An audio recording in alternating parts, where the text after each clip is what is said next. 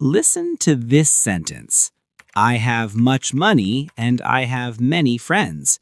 Grammatically, your school teacher might say this is correct, but to a native speaker, you sound like a robot, or worse, like a character from a Shakespeare play from 500 years ago.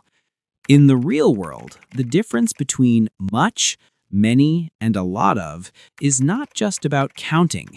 It is about the vibe of the sentence. Is it a positive statement? Is it a negative complaint? Or is it a question? Today, I will show you the quantity triangle. Once you see this logic, you will stop sounding like a textbook and start sounding like a modern, fluent speaker. Let's fix your quantity words forever.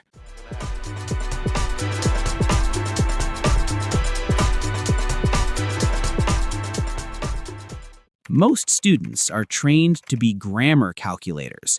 Before you speak, you stop and analyze the noun. You think, okay, money. Can I count money? One money, two monies? No, so it is uncountable. So I must use much. By the time you finish this calculation, the conversation is over. And even if you calculate correctly, you often get the wrong result for social fluency. Yes, much is for uncountable nouns, but native speakers almost never use much in simple positive sentences.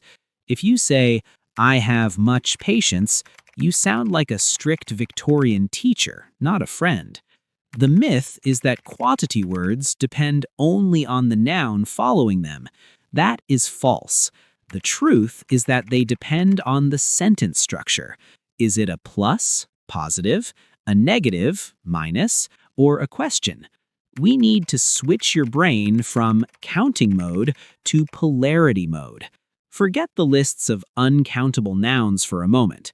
Let's look at the three personalities of these words: the friendly guy, the negative snob, and the dangerous one. Let's meet the most useful tool in English quantity, a lot of. I call him the friendly guy because he is not picky. He doesn't care if the noun is countable or uncountable. He likes everyone. Water, a lot of water. Apples, a lot of apples. But here is the golden rule. Natives use a lot of specifically for plus, positive sentences. When you want to affirm that you have something in abundance, this is your default choice. Compare these two. Number 1, I have much work. It sounds stiff, like you are writing a formal report. Number 2, I have a lot of work. Boom. Natural, fluid, human. So, if you are telling a story or stating a fact, stop calculating. Just use a lot of. She has a lot of friends. We have a lot of time. It is safe, it is correct, and it makes you sound fluent instantly. Now, let's look at much and many. I call these two the snobs. They are picky. They don't like happy, simple affirmations. If you put them in a positive sentence, they make you sound formal and stiff. I have many doubts. It's okay, but a bit dry. These two prefer negativity or interrogation. They thrive when there is a not or a do in the sentence. Look how natural it sounds now. I don't have much time. I don't have many friends. See? In negative sentences, they are the kings. This is also where you finally use the countable versus uncountable math. Many works with plurals, things you can count, 1, 2, 3. Much works with concepts, things you measure, water, love, money. But remember, keep them mostly for questions and negatives. Let's recap the logic so far. Positive sentence, use a lot of. Negative sentence, use much or many. Question, you can use any of them, but much and many are very common here. Do you have much work? Perfect. Finally, we have the dangerous word, too. Many students think too much simply means very much. This is a huge mistake. Very is an intensifier. It just makes things bigger. Too implies a limit was crossed. It implies a problem. Imagine a cup of coffee. If I put 3 spoons of sugar, it is very sweet. I like it. If I put 10 spoons, it is too sweet. I cannot drink it. It goes in the trash.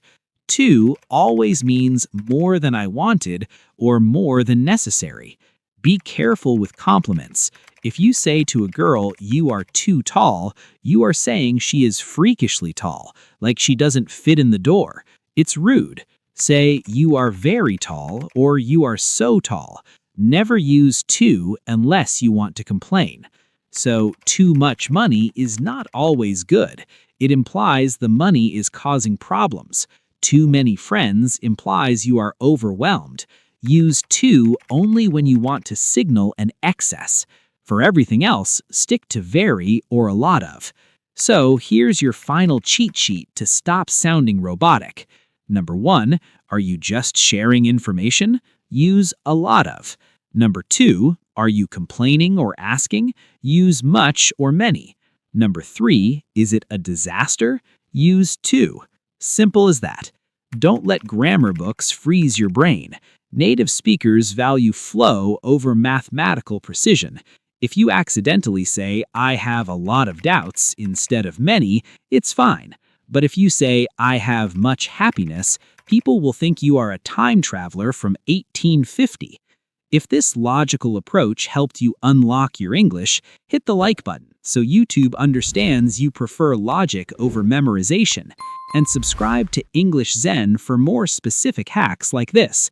Stop studying hard, start studying smart. I'm Liam, and I'll see you in the next video.